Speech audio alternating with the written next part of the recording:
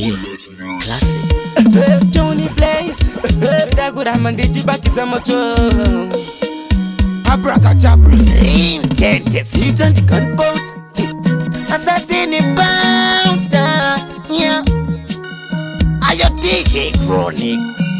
Gunboat and me. Sakando yene we patani ye kupena satani. Johnny Blaze Dini, or this time Dina Manangoma, Machato Manyam Shini. Gunboat and me.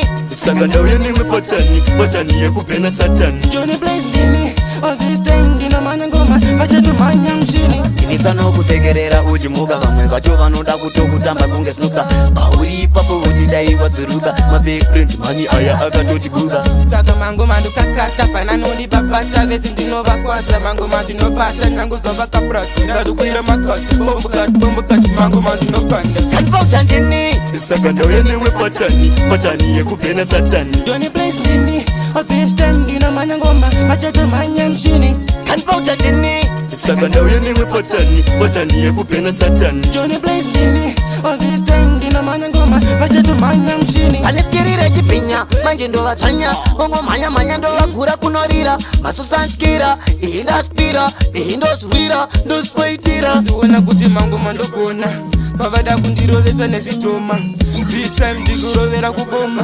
chimondisimbisa ipanenge ndagona kanvauta ndini saka ndoyene we patani ye kupena satani. Johnny Blaze ndini this time ndino manyangoma machato manyamshini kanvauta ndini saka ndoyene we patani ye kupena satani. Johnny Blaze ndini this time ndino manyangoma machato manyamshini Nisano kusegerera ujimuga vamwe vacho vanoda kutokutamba kunge snuka pauri papo votidai vadzuruka my big friends mani aya akatoti buda saka mango mandu kakata pananoni babata vesi ndinovakwata mango mandu nopata nyangu zovakaprata ndadukwira makati bombukati mango mandu nokanda kanvauta ndini saka ndoyene we patani ye kupena satani. Johnny Blaze ndini this time ndino manyangoma machato manyamshini kanvauta ndini saka ndoyene we patani ye kupena satani. Johnny Blaze ndini this time ndino manyangoma machato manyamshini saka ndoyene we patani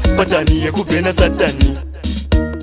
this time ndino manyangoma machato manyamshini saka ndoyene we patani ye kupena satani.